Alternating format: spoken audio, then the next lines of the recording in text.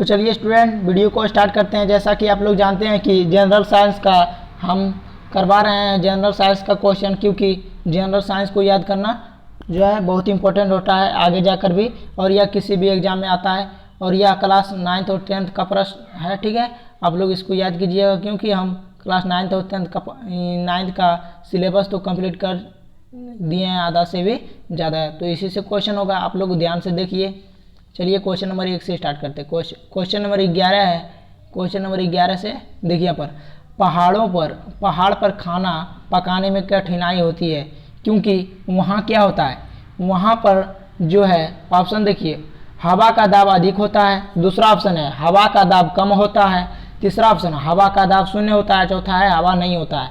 तो इसका जो आंसर होगा कि हवा का दाब वहाँ पर जो है कम होता है, इसीलिए वहाँ पर खाना बनाने में कठिनाई होती है, ठीक है। तो आगे की प्रश्न की ओर बढ़ते हैं दोस्तों। आगे की प्रश्न संख्या 12 है कि उत्प्लावक बल का मात्रक है। उत्प्लावक बल का मात्रक है, तो इसमें देखिए आप लोग, इसमें जो ऑप्शन नंबर बी है न्यूटन इंटू मीटर, ठीक है। उत्प्लावन बल का मात्रक देखिए यहाँ पर, ये रहा आपका क्वेश्चन। और 11 का ये 11 का आंसर था आपका 2, और यहाँ पर देखिए न्यूटन, यहाँ पर हम गलती से बोल रहे थे दोस्तों। देखिए उत्प्लावक बल का मात्रक क्या होगा, न्यूटन होगा। क्यों होगा न्यूटन? क्योंकि हम लोग जानते हैं कि बल का मात्रक जो होता है न्यूटन होता है, ठीक है। इसीलिए कोई भी बल लगे तो वह न्यूटन ही होगा, ठीक है। हम लोग जानते हैं, तो इसका आंसर न्यूटन होगा, ठीक है दोस्तों। चलिए आगे की ओर, आगे की प्रश्न देखिए। ऊंचाई बढ़ने पर वायुमंडलीय दाब क्या हो जाता है, अधिक हो जाता है, कम हो जाता है, या फिर कोई प्रभाव नहीं पड़ता, या फिर थोड़ा अधिक हो जाता है। तो चलिए इसका आंसर देखते हैं कि ऊंचाई बढ़ने पर वायुमंडलीय दाब क्या होता है। तो ऑप्शन नंबर 2 जो होगा कम हो जाता है, वायु दाब जो है कम हो जाता है ऊंचाई बढ़ने पर। चलिए क्वेश्चन नंबर 14। क्वेश्चन नंबर 14 आपका है कि उत्प्लावक बल का परिमाण किसी वस्तु द्वारा विस्थापित द्रव के होता है, क्या होता है, अधिक या फिर बराबर या फिर कम। तो इसका जो आंसर होगा बराबर होगा। क्या होगा, बराबर। चलिए क्वेश्चन नंबर 15। क्वेश्चन नंबर 15 है कि वायुमंडलीय दाब मापा जाता है। वायुमंडलीय दाब मापा जाता है, किससे मापा जाता है? तो इसका जो आंसर होगा पारद वायुदाब मापी से, पारद वायुदाब मापी से। चलिए क्वेश्चन नंबर 16। क्वेश्चन नंबर 16 है कि अंतरिक्ष यात्री एक विशेष प्रकार का सूट पहनते हैं, ठीक है। क्यों पहनते हैं? इसका पहनने का कोई रीजन होगा, तभी तो पहनते हैं। तो पहला ऑप्शन देखिए, शरीर को वायुमंडलीय ताप से बचाने के लिए। दूसरा ऑप्शन है आपका शरीर को हवा से बचाने के लिए, और तीसरा ऑप्शन है शॉक से। चौथा ऑप्शन है अपने रुधिर वाहिनियों को फटने से, ठीक है, वाहिनियों से फटने से बचाने के लिए। तो इसका जो आंसर होगा 16 का 4 होगा, यानी क्वेश्चन इसका जो ऑप्शन नंबर 4 अपने रुधिर वाहिनियों को फटने से बचाने के लिए पहनता है, ठीक है। चलिए क्वेश्चन नंबर 17 की ओर बढ़ते हैं।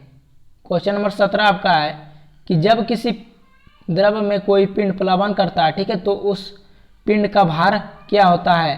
तो इसका देखिए ऑप्शन, पहला ऑप्शन है विस्थापित द्रव के भार के बराबर होता है, या फिर पिंड के समान आयतन के द्रव के भार के, पिंड के आधे आयतन के द्रव के भार के, या इनमें से कोई नहीं। तो क्वेश्चन नंबर 17, और इसका जो राइट आंसर होगा क्वेश्चन नंबर 17 का ए हो जाएगा।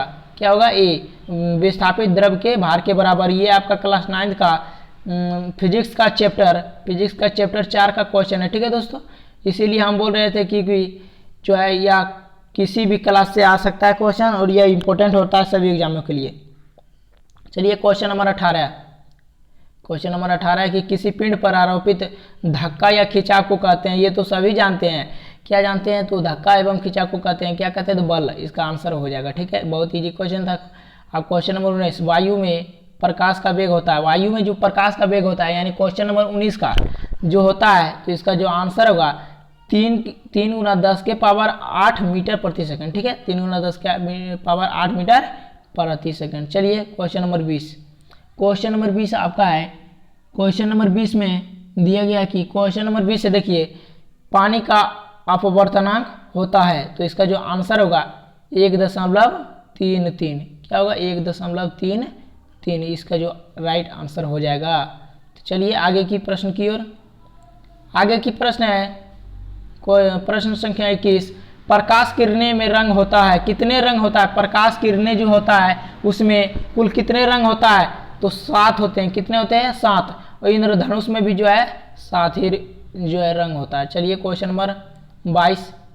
मायोपिया का इलाज करते हैं, मायोपिया का इलाज किसे करते हैं? Question number 22। इसका आंसर देखिए उत्तल लेंस द्वारा, प्रिज्म द्वारा, उत्तल लेंस द्वारा, ठीक है, इनमें से कोई नहीं। तो इसका जो आंसर होगा 22 के 1 हो जाएगा, वो अवतल लेंस द्वारा होता है, ठीक है। चलिए क्वेश्चन नंबर 23। एक माध्यम से दूसरे माध्यम में जाने पर प्रकाश किरणें क्यों मुड़ती है? इसका आंसर हम लोग देखेंगे, ठीक है। क्यों मुड़ती है? तो इसका जो आंसर होगा एक माध्यम से जो है दूसरे माध्यम में जाने के लिए जो प्रकाश किरणें जो है मुड़ जाती है। क्यों? क्योंकि अपवर्तन के कारण। क्यों मुड़ती है? तो अपवर्तन के कारण। चलिए प्रश्न संख्या 24 की ओर। प्रश्न संख्या 24 है, जब प्रकाश किरणें जब विरल माध्यम से सघन माध्यम में जाती है तब। इसका आंसर देखिए क्वेश्चन नंबर 24 का, और इसका आंसर जो होगा आपका 24 का 2 हो जाएगा। अभिलंब की ओर मुड़ जाती है, तब क्या होती है? अभिलंब की ओर मुड़ जाती है। प्रकाश किरणें जब विरल माध्यम से सघन माध्यम में जाती है तो अभिलंब की ओर मुड़ जाती है। क्वेश्चन नंबर, इसका जो ऑप्शन नंबर 2 हो जाएगा। चलिए क्वेश्चन नंबर 25 में है कि जब प्रकाश एक माध्यम से दूसरे माध्यम में जाता है तो अपवर्तन होता है। क्वेश्चन नंबर 25 का जो आंसर होगा राइट आंसर 3 हो जाएगा। क्या होता है अपवर्तन? तो प्रकाश की चाल में परिवर्तन के कारण होता है। क्या होता है? प्रकाश की चाल में परिवर्तन के कारण। क्वेश्चन नंबर 26 देखिए, पानी से भरी बाल्टी की गहराई कम मालूम पड़ती है क्योंकि। इसमें क्यों पड़ती है मालूम? तो देखिए पर इसका आंसर 26 का 2 हो जाएगा। प्रकाश का अपवर्तन के जो है प्रकाश के अपवर्तन होता है, इसका जो कम जो है मालूम पड़ता है इसका गहराई किसके कारण? तो प्रकाश का अपवर्तन के कारण। प्रश्न संख्या 27। पानी में आधी डूबी छड़ टेढ़ी क्यों जो है मालूम पड़ती है? पानी में डूबी छड़ टेढ़ी क्यों मालूम पड़ती है? क्वेश्चन नंबर 27 का आंसर देखिए, इसका जो होगा क्वेश्चन नंबर 27 का आंसर जो राइट आंसर होगा ऑप्शन होगा 4, ठीक है। देखिए प्रकाश के अपवर्तन के कारण क्यों दिखाई देती है टेढ़ी? तो प्रकाश के अपवर्तन के कारण। चलिए और आज के इस लास्ट प्रश्न को देखते हैं। इस लास्ट प्रश्न में है कि प्रिज्म से गुजरने पर सूर्य की किरणें विभिन्न अवयवी रंग में बढ़ जाती है क्योंकि। ऑप्शन इसका है प्रिज्म की 2 सतहों पर किरणों का अपवर्तन होता है, प्रिज्म की 2 सतहों से जो है विचलन होता है, या फिर प्रिज्म की 2 सतहों पर किरणों का परावर्तन होता है, या विभिन्न रंग की किरणों का वेग भिन्न भिन्न होता है। तो इसका जो आंसर होगा क्वेश्चन नंबर 28 का ऑप्शन नंबर 4 आंसर हो जाएगा। विभिन्न रंग की किरणें का वेग जो है विभिन्न होता है, ठीक है। इस वीडियो में हम यहीं तक रहने देते हैं। अगर इस तरह के वीडियो आपको चाहिए तो कमेंट कीजिए और आगे की वीडियो बना देंगे, ठीक है। तो आज के लिए बस इतना ही, मिलते हैं अगली वीडियो में। वीडियो को लाइक कर दीजिए।